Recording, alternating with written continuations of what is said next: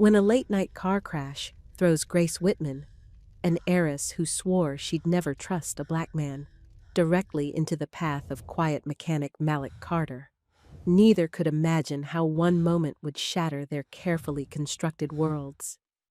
Behind her polished veneer hides a woman desperate for something real. Beneath his guarded exterior lies a man who's learned the high cost of letting anyone too close. As they restore her father's classic car, piece by fragile piece, dark forces conspire to keep them apart. A vengeful ex-fiancé, a mother's prejudice, and the whispers of a town that sees only what it wants to see.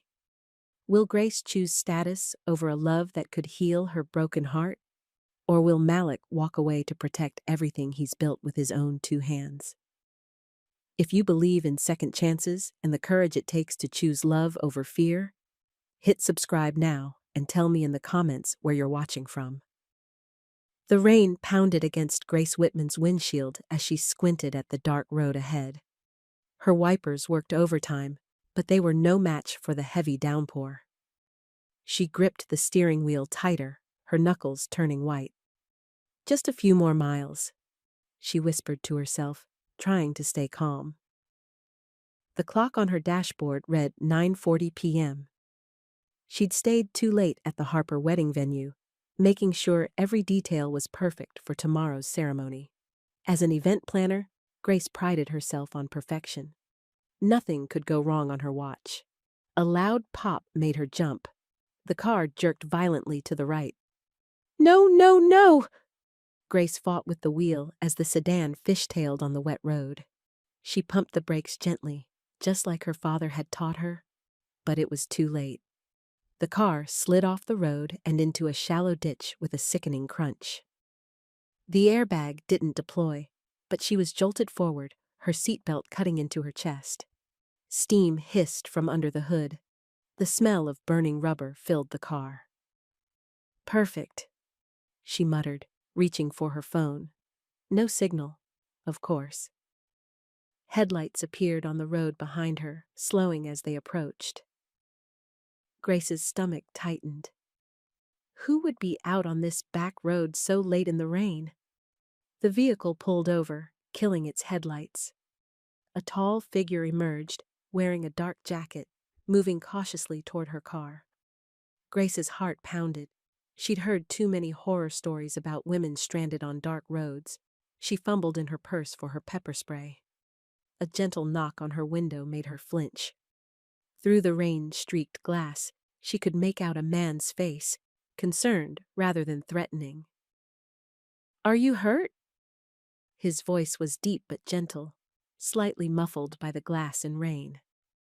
Grace hesitated, then rolled her window down just an inch. "I'm okay, I think. Just shaken up." "That steam coming from your engine. We should get you out of there," he said. "I'm Malik Carter. I'm a mechanic at Carter and Alvarez Garage in town." Steam was now pouring from under the hood. Grace knew enough about cars to know that wasn't good. "Do you have a phone?" she asked. "Mine has no signal." "Already called a tow," he said. "They'll be here in about 15 minutes, but we should get you out now, just to be safe." Grace looked at his extended hand, then at his face again. His eyes held nothing but concern. She took a deep breath and nodded, unlocking her door. Malik helped her climb out. Her legs felt shaky as she stood. The rain immediately soaked through her silk blouse and pencil skirt. Not exactly emergency roadside attire. "Here." Malik slipped off his jacket and draped it over her shoulders. It was warm from his body and smelled faintly of motor oil and something spicy. His cologne, maybe. "Thank you." Grace pulled it tighter around herself. "Let's get you sitting in my truck where it's dry. I can keep the heater running." He guided her to his pickup, keeping a respectful distance while making sure she didn't slip in the mud. Once inside his truck, Grace felt the warm air from the vents start to thaw her chilled skin. Malik climbed into the driver's seat and turned to face her. "Any dizziness? Neck pain?" he asked, studying her face. No, I don't think so. Follow my finger with your eyes. He moved his index finger slowly from left to right. Good. No signs of concussion. Grace realized he was checking for injuries with the calm efficiency of someone who knew what they were doing. Were you a medic or something? She asked. A small smile crossed his face. No. My sister's a nurse. She makes sure I know basic first aid for the shop. People get hurt around cars. In the glow of the dashboard lights, Grace could see him clearly for the first time. He was handsome in a quiet way. Strong features, kind eyes, closely cropped hair. His hands were large, but moved with a mechanic's precision. I appreciate your help, she said. I can pay you for your trouble. Malik shook his head. You were a person in trouble, not a ticket. They sat in comfortable silence for a few minutes, listening to the rain drum on the roof. Grace found herself surprisingly calm in this stranger's truck. You said you're a mechanic? She asked. He nodded. Co-owner of Carter and Alvarez Garage. Me and Luis Alvarez, my partner, we specialize in restoration and repairs. I don't know much about cars, Grace admitted. My dad was the car person in our family. Was? Malik asked softly. He passed away last year. Grace looked out at the rain. Heart attack, no warning. I'm sorry. Flashing amber lights appeared on the road. The tow truck had arrived. Malik helped Grace out of the truck and spoke briefly with the driver, a burly man named Mike who clearly knew him. They arranged for her car to be towed to the garage. You can ride with Mike to the garage, Malik said. I'll follow behind. As Grace climbed into the tow truck's cab, Malik handed her a business card. Carter and Alvarez Garage, it read simply, with an address and phone number. Just so you can retrieve your belongings, he explained. We open at 8 tomorrow. Grace nodded, suddenly feeling exhausted. Thank you, she whispered as the tow truck pulled away. She watched in the side mirror as Malik's figure disappeared in the rain. An unexpected rescuer on a dark, stormy night. The next morning, Grace pulled up outside Carter and Alvarez Garage at 8:15 a.m. She'd slept poorly, replaying the accident in her mind. Dressed in crisp white jeans and a pale blue blouse, she felt more like herself again. The garage was a tidy brick building with 3 large bay doors. One was open, revealing her damaged sedan inside. She walked in, the scent of motor oil, metal, and coffee filling her nostrils. A young black woman looked up from behind a small reception counter. Her curly hair was pulled back in a neat ponytail, and she wore navy coveralls with Renee stitched above the pocket. Morning, she said. Can I help you? I'm Grace Whitman. My car was towed in last night after an accident. Recognition flickered in Renee's eyes. Right. Malik mentioned you. Coffee? She gestured to a pot on a side table. That would be wonderful, thank you. Grace accepted the steaming mug gratefully. An older Hispanic man emerged from the office, clipboard in hand. His salt and pepper hair was neatly trimmed, and he moved with a slight stiffness in his right shoulder. Ms. Whitman, I'm Luis Alvarez. He extended his hand. I've started the work order for your vehicle. Grace shook his hand. Nice to meet you. How bad is it? Malik is just finishing his assessment. He's the best mechanic I know, so you're in good hands. There was clear pride in Mr. Alvarez's voice. As if on cue, Malik appeared from under the hood of her car. He wore dark blue coveralls similar to Renee's, but his had Malik Carter, co-owner, embroidered above the pocket. Ms. Whitman? He nodded, wiping his hands on a rag. Good morning. Grace noticed that his professional manner today was different from his gentle concern last night. This was Malik in his element, confident and businesslike. Please, call me Grace, she said. And thank you again for stopping last night. Malik nodded once. You've got a bent control arm, damaged wheel, and some bodywork needed. Nothing too serious. Your insurance should cover it all without much hassle. Grace pulled out her wallet.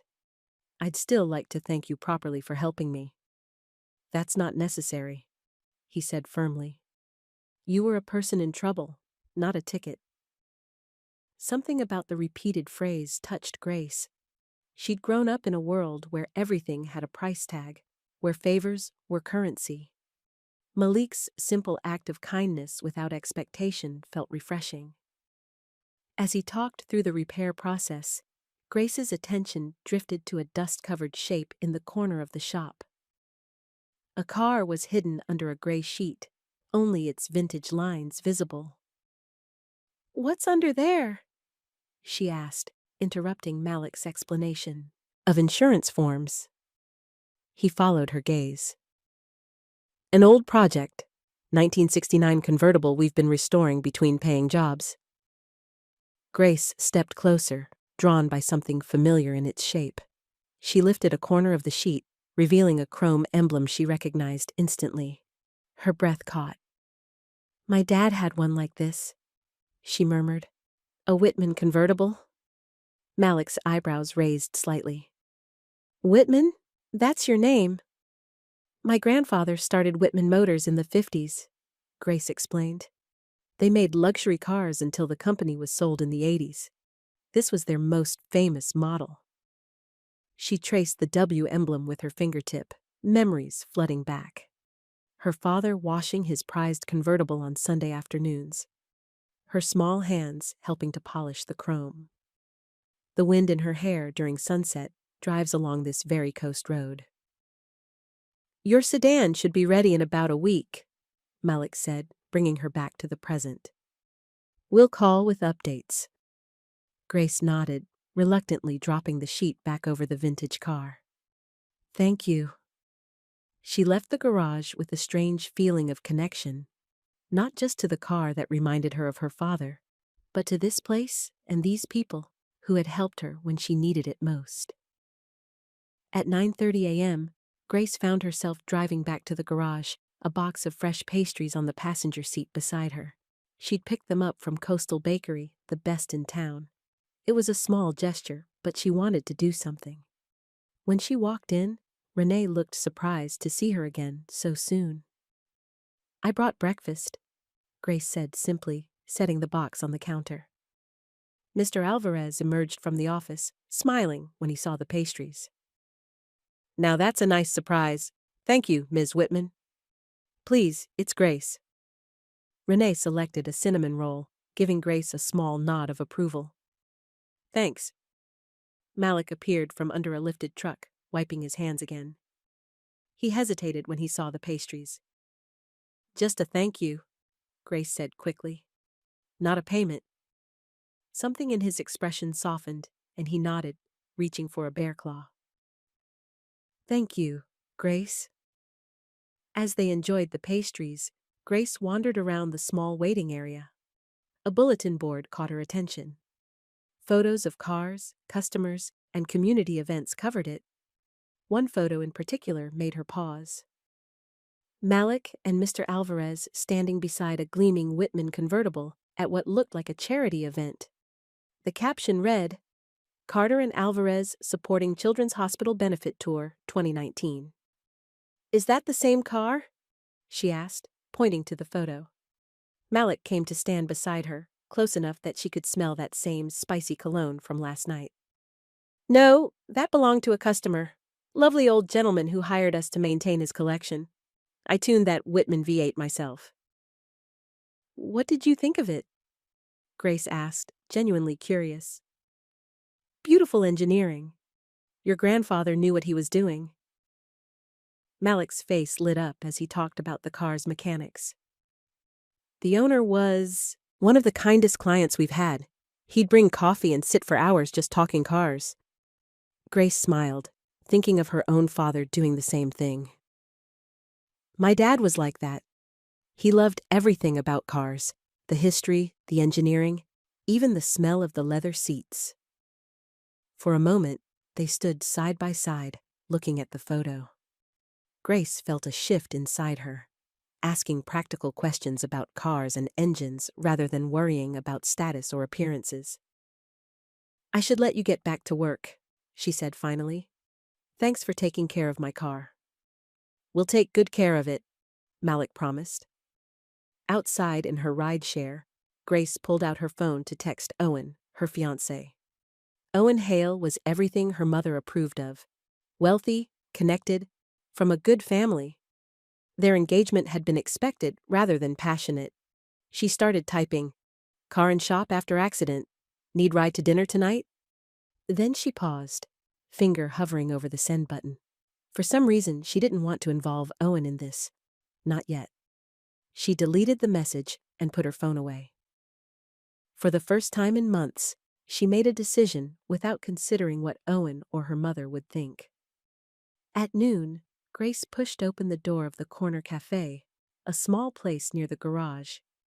She'd decided to bring lunch for the team working on her car, another small gesture of thanks. "3 soup specials and a turkey club to go, please," she told the cashier, pulling out her credit card. "Grace? I thought that was you." She turned to find Owen standing behind her, looking polished in his tailored suit. His blonde hair was perfectly styled, his smile practiced and gleaming. "Owen, what are you doing here?" She hadn't expected to see him on this side of town. "Lunch meeting with a potential client." He kissed her cheek. "What about you? This isn't your usual spot?" Before Grace could answer, the door opened again and Malik walked in. He nodded politely to Grace, then moved to the counter to pick up an order. "Your order's ready," the cashier called to Grace, sliding paper bags across the counter. Malik grabbed his own bag. "They had your soup ready too."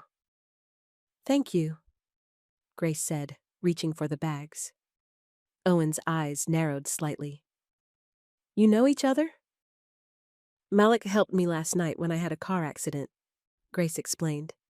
"He's fixing my car." "I see." Owen's tone cooled. "Well, you should have called me, darling. I would have sent my driver to pick you up." He turned to Malik with a dismissive smile. "Thank you for assisting my fiancé." Grace felt her cheeks flush at Owen's tone. "Malik is the co-owner of Carter and Alvarez Garage, not just a driver." "Of course." Owen's smile didn't reach his eyes.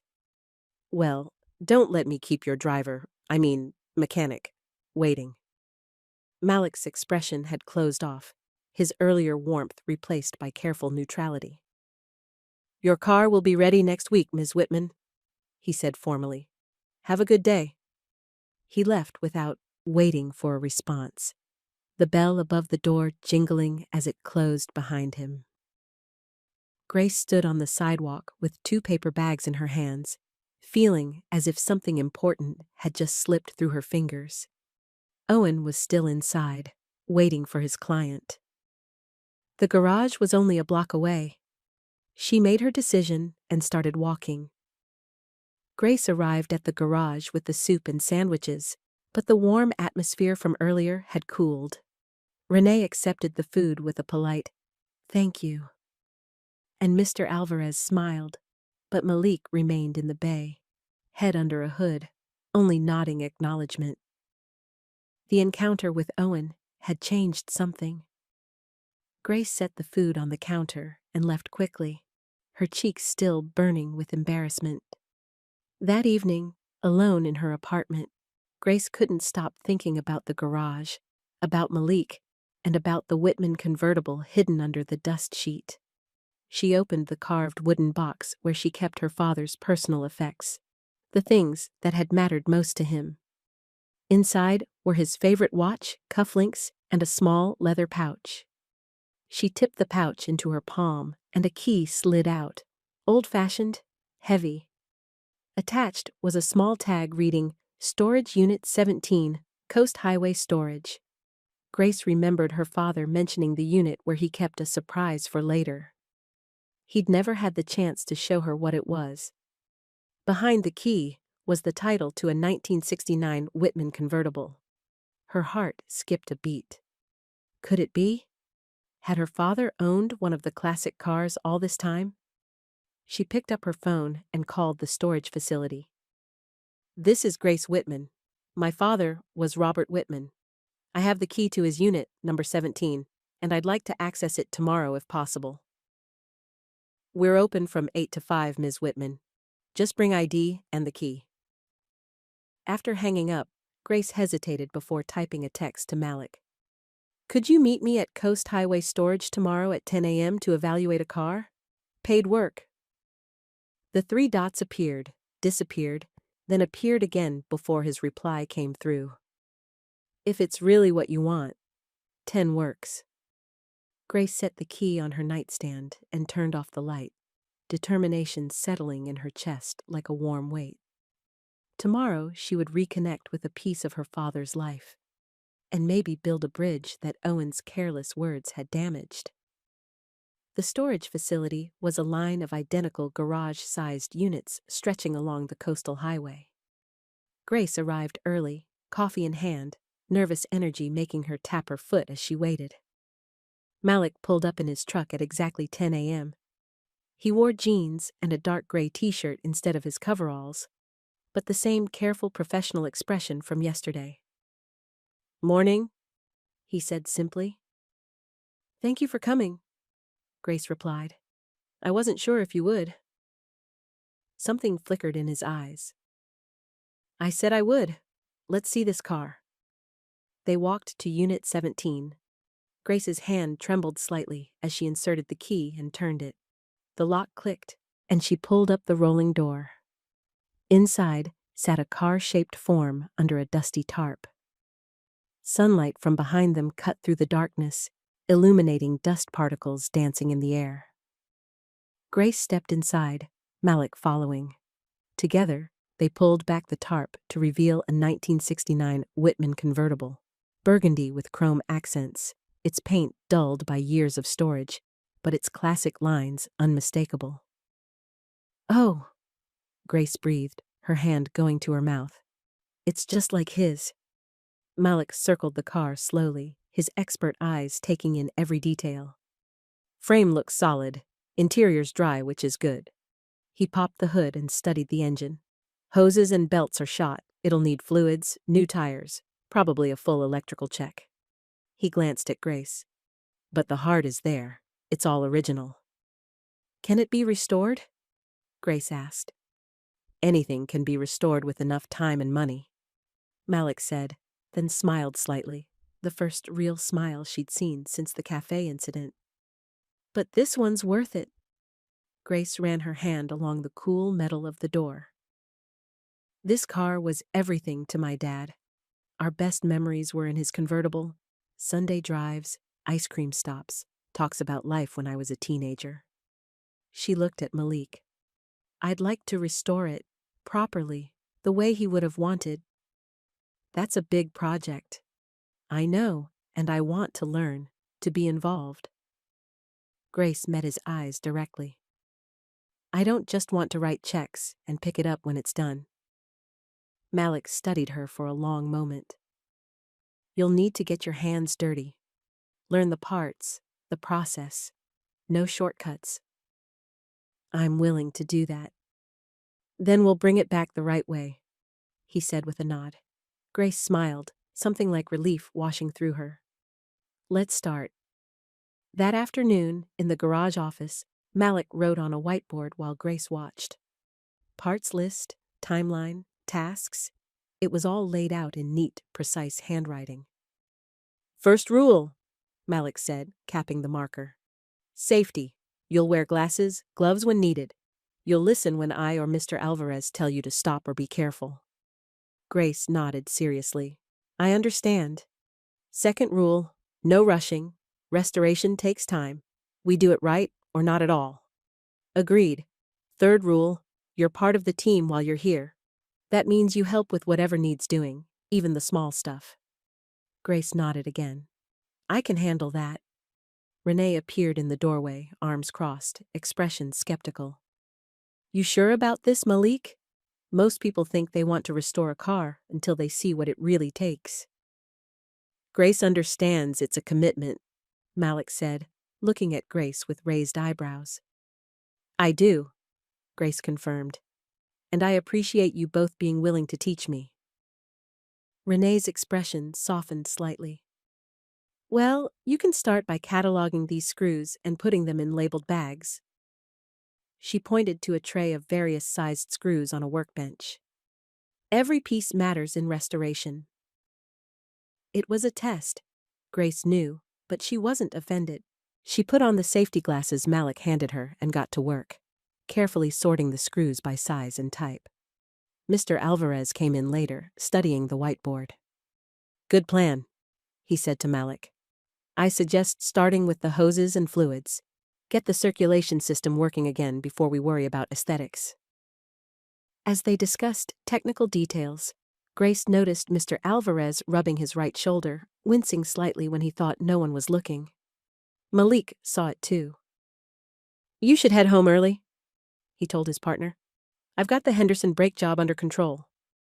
I'm fine, Mr. Alvarez insisted. Luis, Malik said firmly. We agreed. No overloading that shoulder. The older man sighed but nodded. Fine, but call if you need anything. He turned to Grace. You picked the right mechanic for your project. Malik has a gift with these old engines. After Mr. Alvarez left, Grace asked quietly. His shoulder? Torn rotator cuff 2 years ago, Malik explained, voice low. Surgery helped, but it still gives him trouble. He pushes too hard sometimes. Grace thought about how Malik had refused to leave when Mr. Alvarez was in pain, insisting on taking on more work himself. It spoke volumes about his character. That evening, Grace locked her rental car outside her building and took out her phone. She needed to have an honest conversation with Owen. Enough dancing around the subject. She composed an email rather than calling. She needed to be clear and uninterrupted. Owen, we need to talk tomorrow about different paths. Breakfast at Harborview Hotel, 8 a.m.? His reply came quickly. Is everything all right, darling? Of course I'll be there. Grace took a deep breath. For the first time in months, she felt like she was making choices that were truly hers. The next morning, Grace waited at a quiet table in the Harborview Hotel restaurant. The white tablecloths and ocean view made it a popular spot for business breakfasts, neutral ground for difficult conversations. Owen arrived precisely at 8, looking concerned. He kissed her cheek before sitting across from her. What's this about different paths? You've seemed distant lately. Grace took a sip of her water, gathering her thoughts. I've been doing some thinking, Owen. About us, about what I want. Is this about your car accident? You know I would have come if you'd called me. He reached for her hand. It's not about the accident. Or maybe it is, in a way. Grace met his eyes. I'm going to be spending time at the garage, restoring my father's car. Owen's expression clouded. With that mechanic? Grace, is that really appropriate? We have appearances to consider. The club dinner is next week, and the Hendersons' charity gala after that. That mechanic has a name. It's Malik, and he's teaching me something important. What could possibly be important about car grease and tools? Owen's voice held genuine confusion. Connection. To my father. To something real. Grace pulled her hand back, gently. I need to do this, Owen. Fine, have your project, he said dismissively. But I insist you maintain our social schedule. People talk, Grace. Let them talk. Grace straightened her shoulders. I'm not going to pretend to be someone I'm not anymore. Owen's eyes narrowed. What does that mean exactly? It means I'm ending our engagement. Grace's voice was steady, surprising herself. We want different things, Owen. You care about appearances, status. I need something more authentic. This is absurd. You're throwing away everything for some garage project? He nearly spat the words. No, I'm choosing a different path. Grace reached into her purse and pulled out the engagement ring, a massive diamond that had always felt heavy on her finger. I think you should have this back. Owen stared at the ring, then at her. You'll regret this. When the invitations stop coming, when you're no longer welcome in certain circles. Maybe. Grace stood and placed the ring on the table. But I'd regret staying more. She paid the bill and walked out into the crisp morning air, feeling lighter than she had in years. She pulled out her phone and texted Malik. See you at noon for coolant flush. When she arrived at the garage in worn jeans and a simple button-down shirt, Malik looked surprised but pleased. Grace tied her hair back in a ponytail and asked simply, Where do we start? First, safety glasses and gloves, Malik said, handing her both. Coolant is toxic. We don't want it on your skin. Grace put them on, following Malik to where her father's convertible now sat in the center bay. The car had been brought in that morning, and seeing it under the garage lights made it look both more real and more daunting as a project. We'll start by draining the old coolant, Malik explained, pointing to a pan on the floor. I'll show you how to loosen the petcock, the drain valve. Grace knelt beside him, watching carefully as he positioned the pan and pointed out the valve. Their shoulders almost touched as they bent over the job. Now you try, he said, handing her the wrench. Turn counterclockwise, but be ready for it to flow. Grace positioned the wrench and turned. The valve resisted, then gave way. Green liquid began flowing into the pan. Perfect, Malik said with an approving nod. Now we wait for it to drain completely. As they worked, Mr. Alvarez put on a playlist of classic rock. The familiar songs filled the garage, and Grace smiled when she recognized several her father had loved. My dad played this album all the time, she said as Rocket Man came on. He'd sing along, completely off-key. Malik smiled. My dad too. Must be a dad thing. They worked side by side through the afternoon. Grace learned to handle clamps, to check hoses for cracks, to feel the difference between rubber that was still good and rubber that needed replacing. Renee brought them coffee mid-afternoon, studying Grace's progress with growing approval. You're picking this up quick, she admitted. I have good teachers, Grace replied, earning a rare smile from Renee. By the end of the day, Grace's back ached and her hands were stained despite the gloves, but she felt a deep satisfaction looking at their progress. All the old coolant was drained, the hoses removed and categorized, and new parts ordered. Good first day, Malik said as she washed her hands at the utility sink. You've got a knack for this. Grace smiled, oddly proud of the compliment. Thanks. I'll be back tomorrow? Malik nodded. We'll be here. That evening, Grace sat across from her mother in the formal dining room of the Whitman family home. The room was all polished mahogany and crystal, a stark contrast to the garage's practical workspace. Evelyn Whitman was a refined woman in her early 60s, her blonde hair perfectly styled, her makeup flawless even for a simple family dinner. She had been widowed only a year, but carried herself with the same rigid composure she'd always maintained. Owen called me today, Evelyn said, cutting her chicken with precise movements. He seemed quite upset. Grace had expected this. I ended our engagement, Mother. So I gathered. Evelyn's voice was carefully controlled. May I ask why you would throw away a perfectly suitable match? The Hales are one of the best families in the county.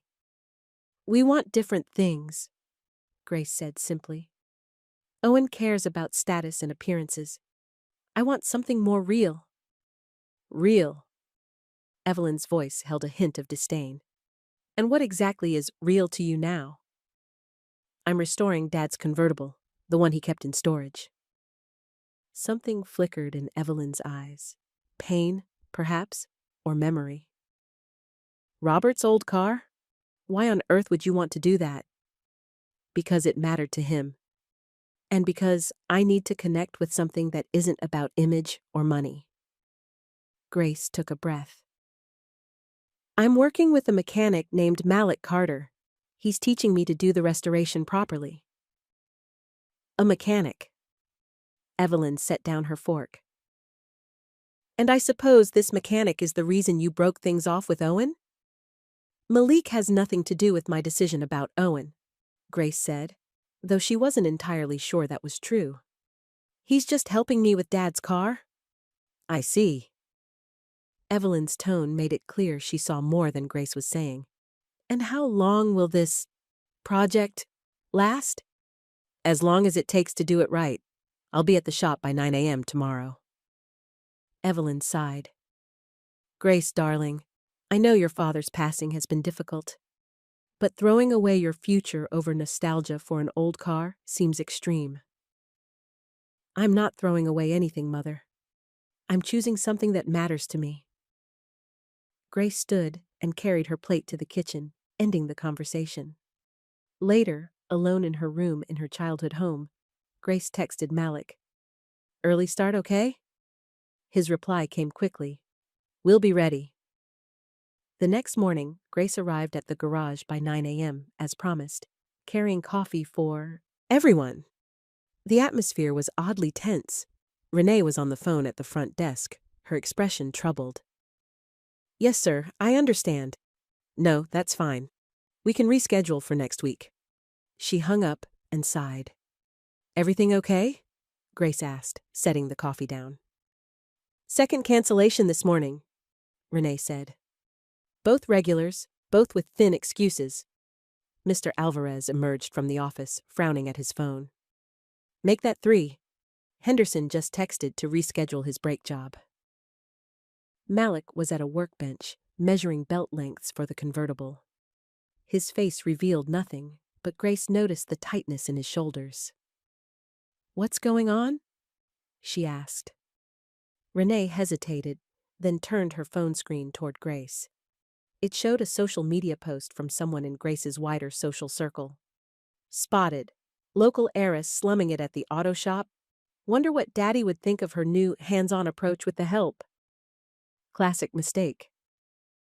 There were no names mentioned, but the implication was clear enough. Grace's cheeks burned.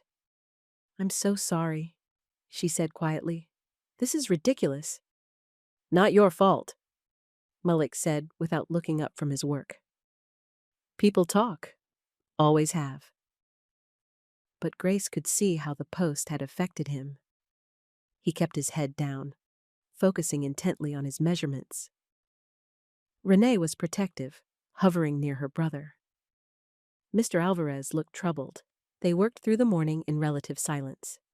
Grace learned to seat new hoses and measure for replacement belts, following Malik's instructions carefully. The easy banter from yesterday was gone. By late afternoon, the phone had been noticeably quiet. 2 walk-in customers who usually brought their cars for regular maintenance hadn't appeared. At 5 p.m., Malik turned the shop sign to closed a bit earlier than usual. His eyes looked tired. You should head home, he told Grace. We made good progress today. I'll stay and help clean up, she insisted, picking up a broom. She began sweeping quietly, giving Malik and Mr. Alvarez space to talk in the office. As she worked, Renee approached, leaning against a workbench. You know, Renee said quietly. 2 years ago, Malik was offered a job at Coastal Luxury Motors. Double the salary, benefits, fancy uniform with his name stitched in gold thread. Grace paused in her sweeping. He didn't take it? Nope. That was right after Mr. Alvarez hurt his shoulder. The shop was struggling. Malik turned it down to stay here. Renee's eyes were direct, challenging. That's who my brother is. He doesn't leave when things get hard. Grace understood the message. I'm not going anywhere, Renee. Whatever people say. Renee studied her for a long moment, then nodded. Good, because that car deserves to be finished right. That night, in her apartment, Grace thought about Malik's loyalty to his partner and the shop. She thought about the post and the canceled appointments, and she made a decision. She opened her laptop and drafted an email to her event. Planning assistant. For the Sanders wedding shuttle service, please route all vehicle maintenance work to Carter and Alvarez garage. Their quality work and attention to detail align with our standards. Send purchase order first thing tomorrow. Grace didn't include her name in the recommendation. This wasn't about using her name or influence. It was about doing the right thing, quietly and without fanfare. She saved the email, set to send at 8 a.m. sharp, and went to bed feeling like she had taken a small but important step forward. At 8:05 the next morning, Grace sat in her car outside the garage and sent the purchase order email. She waited a few minutes, then walked in with a box of donuts, trying to act as if nothing special had happened. "Morning," she said, setting the box on the counter. Renee nodded in greeting, looking slightly less guarded than yesterday. Mr. Alvarez emerged from the office with a surprised expression. "The phone's been ringing," he said. 3 new appointments already." Malik looked up from where he was working on the convertible's steering column. "That's good," he said cautiously. "Any idea why?" Before anyone could answer, the office printer hummed to life.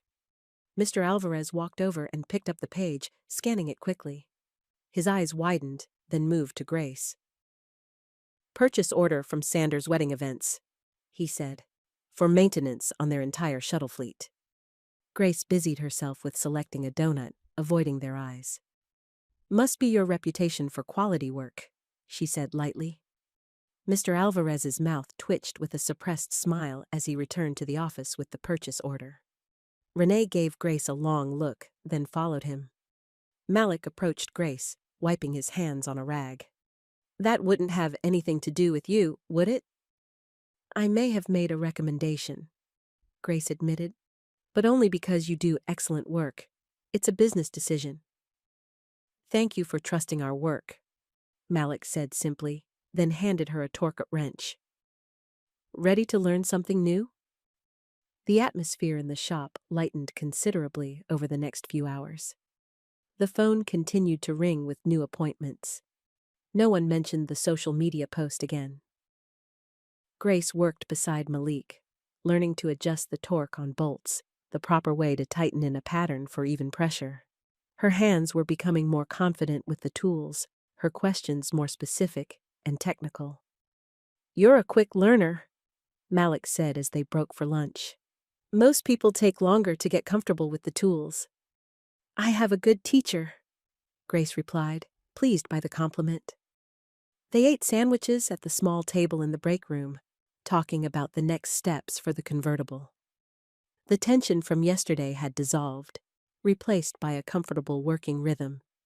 As the afternoon wore on, Grace noticed Malik checking his watch more frequently. "Do you need to be somewhere?" she asked.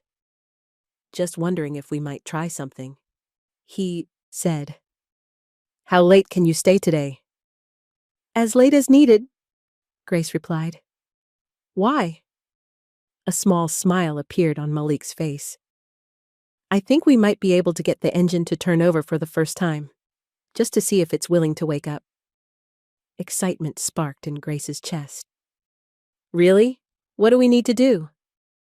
"Finish the coolant system, check the fuel lines, connect a fresh battery," Malik listed. "Few hours of work if you're up for it." "Absolutely," Grace said without hesitation. They worked steadily through the afternoon, side by side. Mr. Alvarez joined them for the technical aspects, offering advice and expertise. Even Renee pitched in, helping to flush the fuel lines and replace filters. By 6:30, the garage was quiet. The last customer had left, and Mr. Alvarez and Renee had gone home. Only Malik and Grace remained, standing beside the convertible with a mixture of hope and nervousness. "Moment of truth," Malik said, connecting the last battery terminal. "Want to do the honors?" Grace slid into the driver's seat, her heart pounding. The leather was cracked, but still supple under her hands. She could almost feel her father's presence beside her. Turn the key just enough to engage the electrical system first, Malik instructed, leaning in through the open door. Let's make sure the lights come on before we try the starter. Grace turned the key and the dashboard lit up weakly. Old bulbs glowed behind dusty gauges. Good sign, Malik said. Now press the gas pedal once, then turn the key all the way. Grace followed his instructions, holding her breath as she turned the key. The engine made a grinding noise, then a cough, then fell silent. Again, Malik encouraged. Sometimes they need to remember what they're for. She tried again. This time, the engine sputtered, coughed, and then, miraculously, caught with a low, uneven rumble. It ran for a few seconds before stalling out. "It's alive!" Grace exclaimed, her eyes shining. Malik's smile was wide and genuine.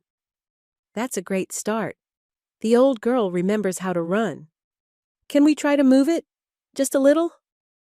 "Let's give it one more try," Malik agreed.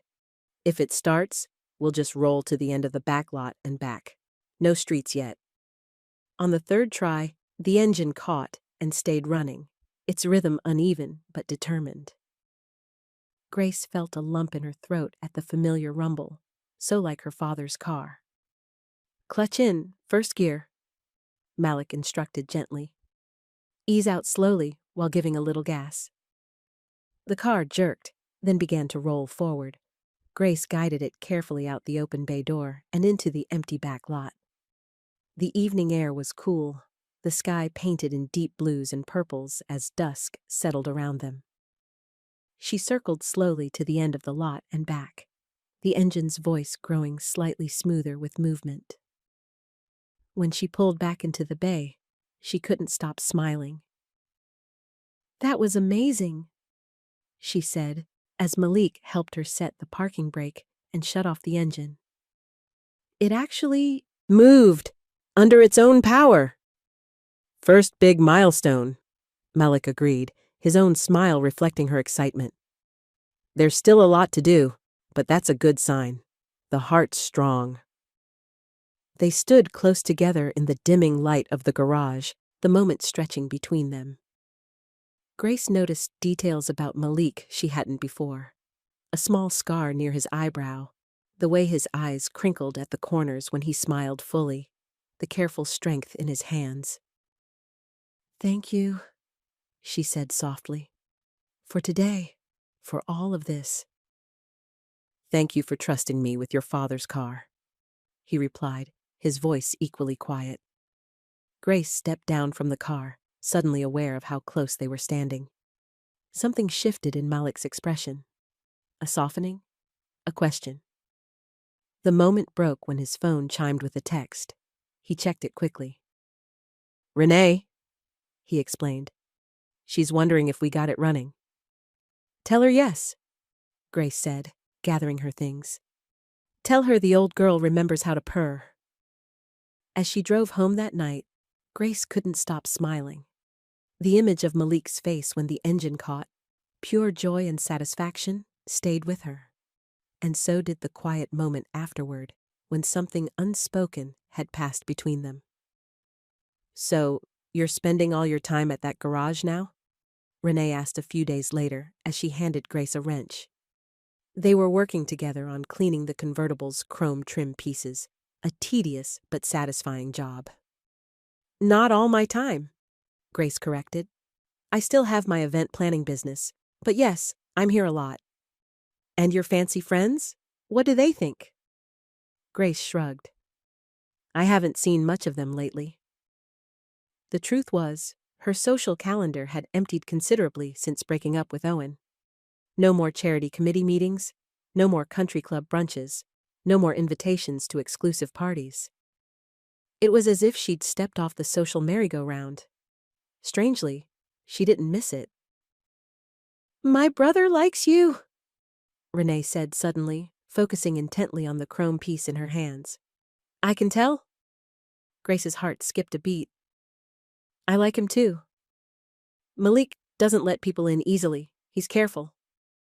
Renee looked up, her eyes serious. Life's taught him to be. I understand that, Grace said quietly. Do you? Renee challenged. You grew up with everything. Silver spoon, trust fund, big house on the hill. Malik built everything he has with his own 2 hands.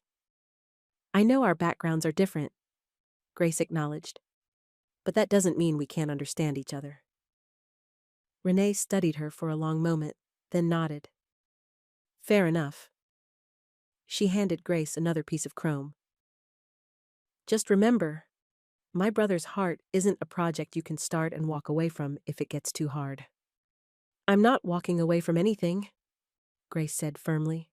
Or anyone. Later that afternoon, Malik approached Grace with an unexpected question. Renee's having a small cookout at her place tomorrow. Nothing fancy, just a few friends, some food on the grill. He hesitated. Would you like to come? Grace felt warmth spread through her chest. I'd love to. Can I bring something? Just yourself. Malik started, then reconsidered. Actually, Renee mentioned you might like my grandmother's potato salad recipe. She makes it for cookouts. I'd love to try making it, Grace said, touched by the gesture. Malik pulled a worn recipe card from his wallet and handed it to her. It's been in the family a long time, he said simply. Grace accepted it carefully, recognizing it for the trust it represented. Saturday arrived clear and warm. Grace spent the morning carefully making the potato salad, following the handwritten instructions exactly. The recipe was simple but specific. Red potatoes, not russet. Pickle juice, not relish. Paprika sprinkled in a perfect circle on top. At 4 p.m., she pulled up to Renee's small house on a quiet street. The front yard was neat, with flowering bushes and a winding concrete path. She could hear music and voices from the backyard. Clutching her bowl of potato salad, Grace followed the sounds around to the back of the house. The small yard was strung with lights, a grill smoking in one corner. Mr. Alvarez was flipping burgers while his wife arranged buns on a tray. Renee was laughing with a few people Grace didn't recognize. Malik spotted her first, breaking into a warm smile that made her heart flutter. He wore jeans and a navy button-down shirt instead of his work clothes, and the change highlighted how handsome he was. You came, he said, approaching to take the bowl from her hands. Of course, Grace replied. I followed the recipe exactly. I hope it turned out okay. Let's find out. He led her to a table loaded with food, setting her bowl among the dishes.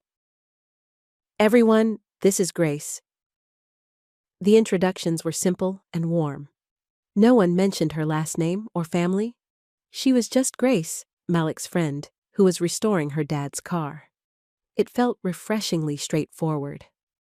As the evening progressed, Grace found herself relaxing completely. She sat in a lawn chair, listening to stories about Malik and Renee growing up, about Mr. Alvarez's journey from Mexico to opening his own garage, about community events and everyday triumphs. These were good people living good lives. Nothing like the calculated networking of her usual social events. After dinner, someone put on music. The small concrete patio became an impromptu dance floor as the evening settled into twilight. Mr. Alvarez twirled his wife to a classic love song, their movements speaking of decades of partnership. They've been married 32 years, Malik said, sitting beside Grace. Still dance together every weekend. That's beautiful, Grace said softly. Real love. Malik glanced at her. Your parents weren't like that? Grace shook her head. They cared about each other, but it was different, more formal. I never saw them dance in the kitchen or laugh until they cried. What did your father love, besides his car? Malik asked. Music, books, taking the long way home just to see the sunset. Grace smiled at the memories. He was different when it was just the two of us. Softer, more himself. The music changed to a slow, swaying melody. Malik stood and extended his hand to Grace. Dance? He asked simply. Grace took his hand and let him lead her to the patio. His hand was warm at her waist, steady and respectful. They moved together easily, finding a natural rhythm. Under the string lights, with the scent of grilled food and flowering jasmine in the air, Grace felt more at home than she had in years. Malik's eyes held hers, honest and unguarded. As the song reached its bridge, he drew her slightly closer. Her heart pounded as their faces drifted nearer. His kiss was gentle, unhurried, a question more than a demand. Grace answered by leaning in, her hand moving to his shoulder. When they pulled apart, both were slightly breathless.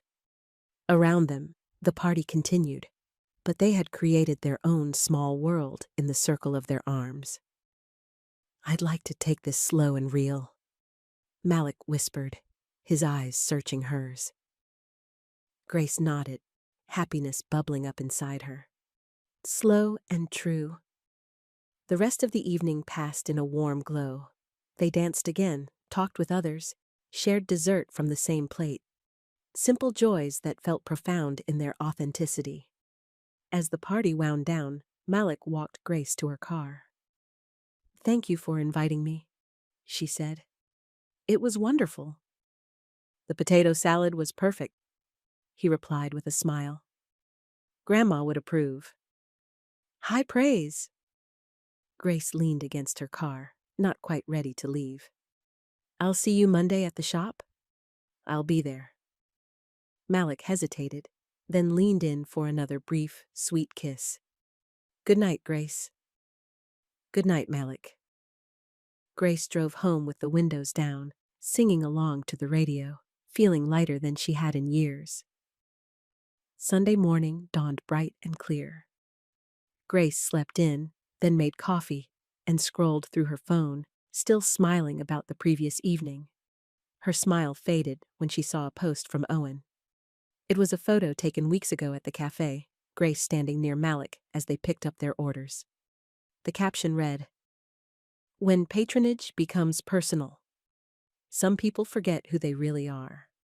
Lost cause." Comments had accumulated overnight, some sympathetic to Owen, others speculative about Grace's situation. It was the kind of carefully crafted social attack that Owen excelled at. No names mentioned, but everyone in their circle would know exactly who he meant.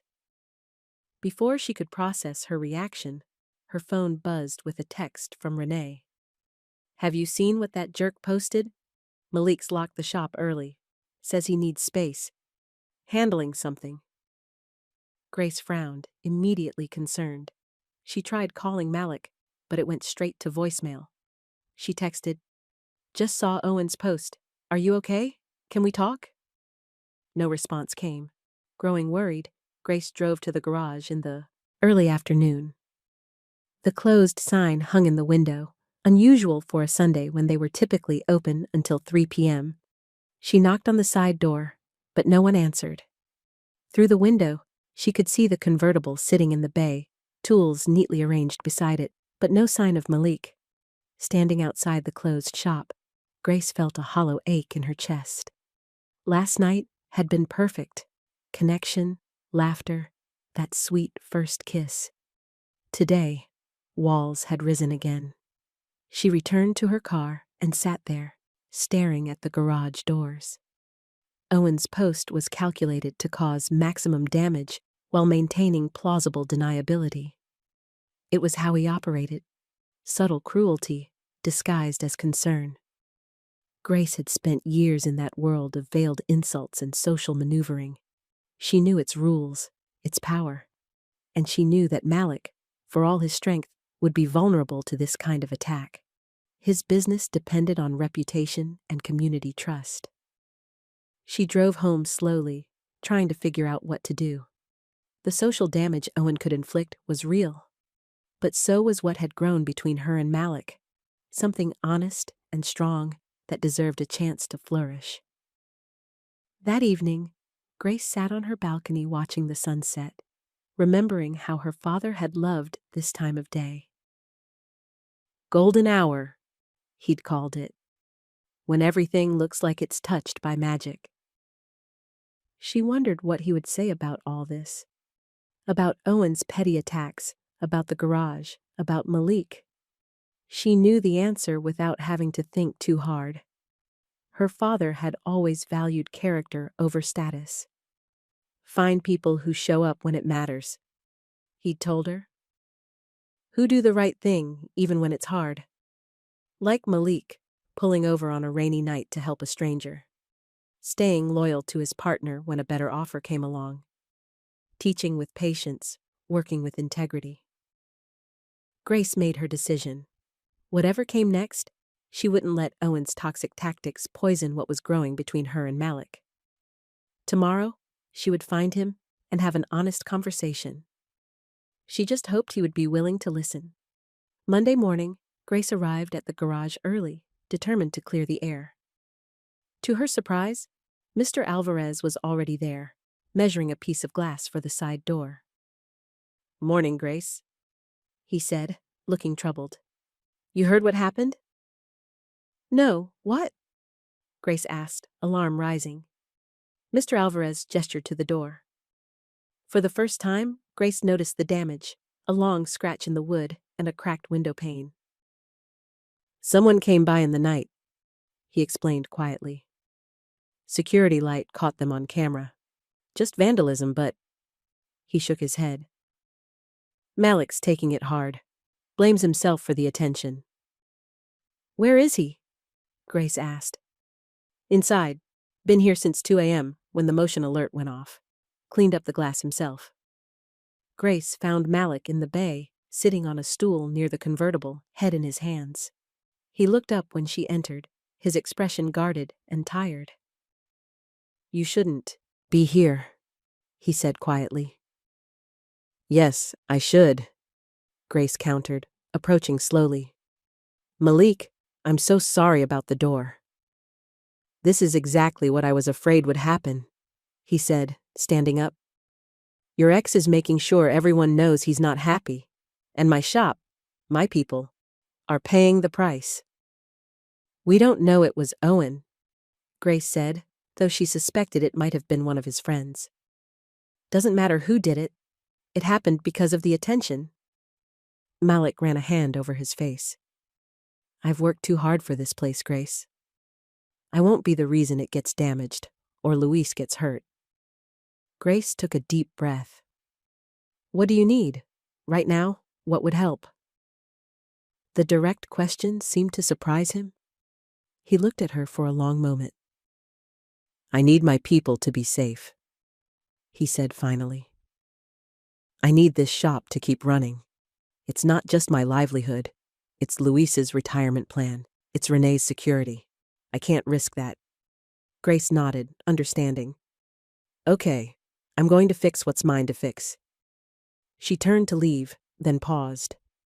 "The car is still yours to restore, even if I need to step back for a while." "Grace?" Malik started, but she shook her head. "Let me handle this my way," she said firmly. "You focus on the shop. I'll be in touch." As she walked out, Grace pulled out her phone and made a call. "Owen, meet me at Blue Harbor Cafe at noon. We need to talk. Final conversation." It was time to end this properly. Blue Harbor Cafe was busy with the lunch crowd when Grace arrived at noon. She'd chosen it deliberately, a public place where Owen would need to control his temper. She spotted him at a corner table, looking smug and confident. He stood as she approached, leaning in to kiss her cheek. Grace stepped back, avoiding the contact. "Grace, darling, I knew you'd come to your senses."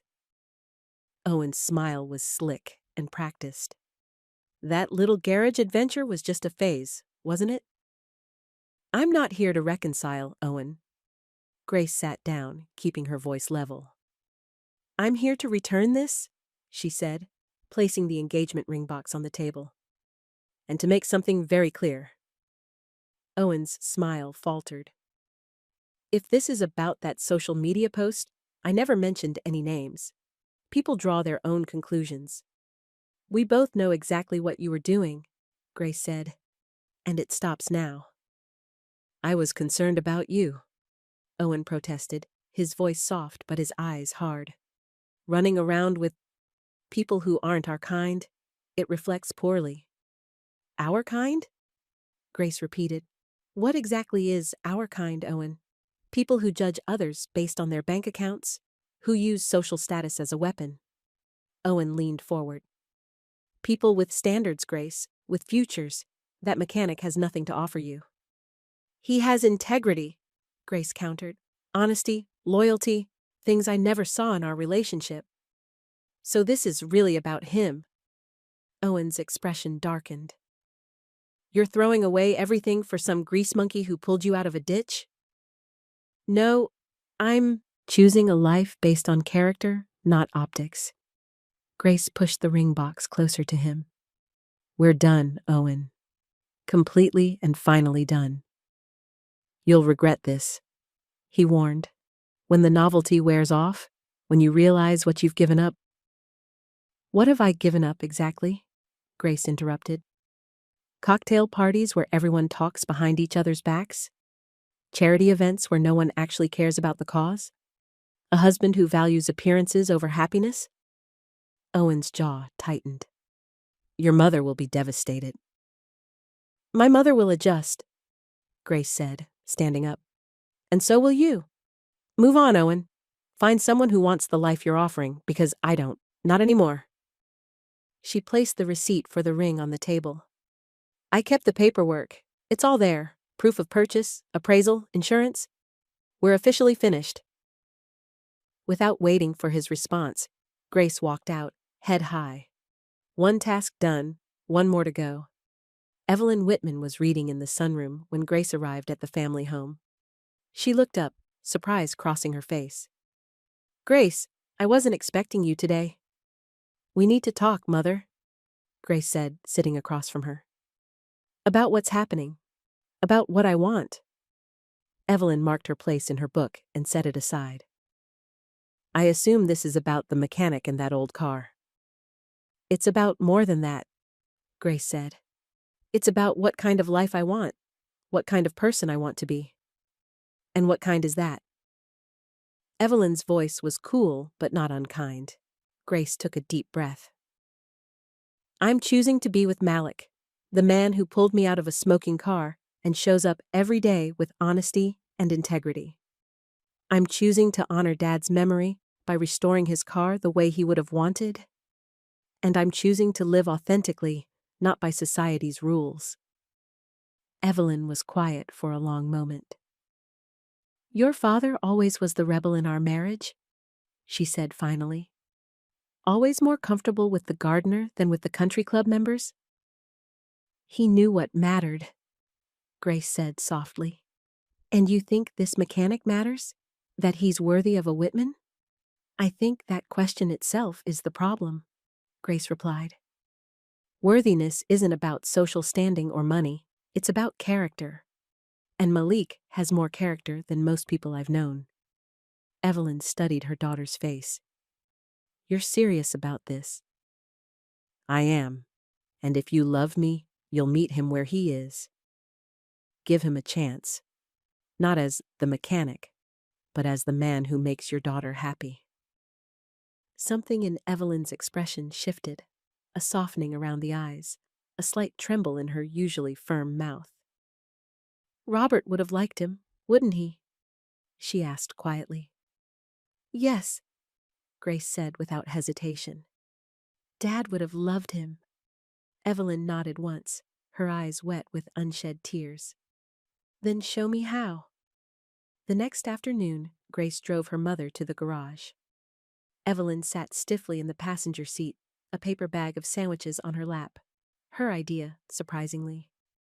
Are you sure about this? Grace asked as they pulled up.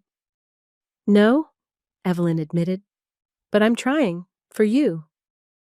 The garage was busy when they entered.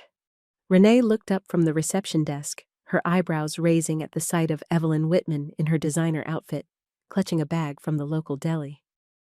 We brought lunch, Grace explained. Is Malik around? In the bay with the convertible, Renee said, her expression cautious. Grace led her mother through to the work area, where Malik was bent over the engine compartment. He straightened when he heard them approach, surprise crossing his face. "Mrs. Whitman," he said formally. "Grace." "Mr. Carter?" Evelyn replied, equally formal. She held out the paper bag. "I brought lunch, ham, turkey, and vegetarian options. I wasn't sure what you preferred." Malik accepted the bag with a small nod. "Thank you, that's thoughtful." An awkward silence stretched between them. Finally, Evelyn spoke. "Mr. Carter, I want to thank you for saving my daughter's life that night on the road," she said, her voice steady. "And I need to apologize for judging you unfairly, by your profession, by your neighborhood, by—" She hesitated. "By the color of my skin?" Malik suggested quietly. Evelyn nodded, having the grace to look ashamed. "Yes, I made assumptions that were unfair and unkind. I'm sorry for that." Malik studied her for a long moment. "I accept your apology," he said finally, "and I appreciate your honesty." "Can we keep things simple?" Evelyn asked. "Start fresh? I'd like to see this car my husband loved so much." "I'd like that," Malik agreed, gesturing toward the convertible. As Malik showed Evelyn the progress on the car, Grace noticed Renee watching from the doorway, her expression relaxing into a small smile of approval. It was a small step, but an important one. Bridges being built, slowly and carefully. The next morning, Mr. Alvarez installed the new glass in the side door at cost. Grace arrived to find several regular customers stopping by, offering words of support. "Heard about the vandalism," one elderly man said, shaking his head. "Not right. You folks do honest work here." "We've got your back," a woman assured Malik as she dropped off her car for an oil change. "My whole book club's spreading the word about how you helped the Henderson boy when his car broke down on prom night." Community showing up in small, meaningful ways. Grace arrived in her work jeans, no makeup, hair tied back. Malik looked up from the convertible and smiled, a real smile that reached his eyes. "If you're still in," he said, "we finished this right." "I'm in," Grace replied, picking up her safety glasses. They worked side by side throughout the day, falling back into their rhythm. The tension of the past few days faded as they focused on the task at hand, bringing the old car back to life, piece by piece. Mr. Alvarez chalked the final checklist column on the whiteboard. Upholstery, emblem, polish. They were in the home stretch, now. Over the next 2 weeks, the car transformed. The engine ran smoothly now. The transmission shifted cleanly. New upholstery matched the original burgundy leather. The dashboard gleamed. The chrome sparkled. Late one afternoon, as golden light flooded the bay, Grace carefully hand-stitched the last seam in the convertible top, while Malik polished the Whitman emblem that would go on the trunk. "Almost there," Malik said, holding up the emblem to catch the light. "Your father would be proud." "He would," Grace agreed, tying off her thread. "So would your grandmother, I think." Malik smiled. "She would have liked you. Strong-minded, she would have said." They worked in comfortable silence for a few minutes. Then Grace set aside her needle and thread.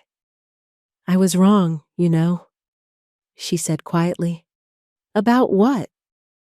"About so many things. About what matters. About who matters." She met his eyes directly. "I want us, Malik. Not just working on this car together. Us." Malik set down the polishing cloth, his expression serious.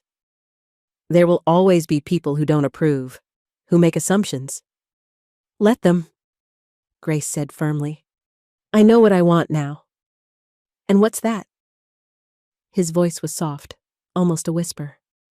"A life that's real, with someone who shows up, who does the right thing, even when it's hard." She moved closer to him. "With you."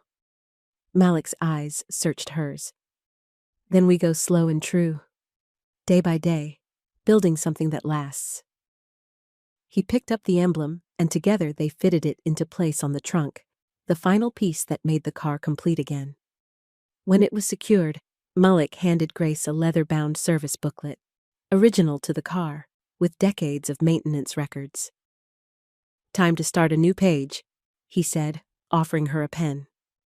Grace opened to a fresh page and wrote the date, then signed her name. Grace Whitman. She handed the pen to Malik, who added his name beside hers. Malik Carter.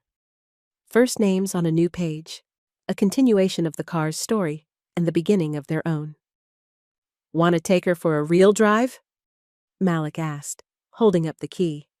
Grace's smile was answer enough. The convertible purred along the coastal highway as the sun began its descent toward the horizon. Grace sat in the passenger seat, letting Malik drive, his hands confident on the wheel, his eyes appreciative of the car's smooth performance. "She runs perfectly," Grace said, running her hand along the leather seat. "Like she was just waiting for someone to remember her." "Good machines are like that," Malik replied. "They have patience. They remember what they're meant to do." They drove in comfortable silence, the wind tousling their hair, the scent of the ocean filling the car. It was everything Grace remembered from childhood drives with her father, but with a new dimension of joy. They stopped at a coastal overlook, parking where they could watch the sunset paint the sky in shades of pink and gold. Malik cut the engine, and they sat listening to it tick as it cooled. "There's a small cruise-in night at the park near here," Malik mentioned. "Nothing fancy, just regular folks with cars they love. Want to stop by?" Grace nodded. "I'd like that." The gathering was informal, about 20 cars parked on the grass, owners chatting in small groups, children running between the vehicles with toy cars in their hands. No trophies, no competition, just shared appreciation. A few heads turned as the freshly restored Whitman convertible pulled in. Malik found a spot between a lovingly maintained family sedan and a vintage pickup truck. As they walked among the cars, Grace recognized a couple from her wider social circle, people she'd seen at charity events but never really spoken with. They approached cautiously. "Beautiful car," the woman said. "Is it original?" "Mostly," Grace replied. "We restored it ourselves." "We?" the woman asked. Grace smiled, taking Malik's hand naturally. "My partner and I. He's a gifted mechanic." No explanations, no qualifiers. Just the simple truth. They spent an hour at the gathering, talking cars, accepting compliments on the restoration, being simply present together in public. No hiding, no apologies. When they returned to the garage, the sky had darkened to deep blue.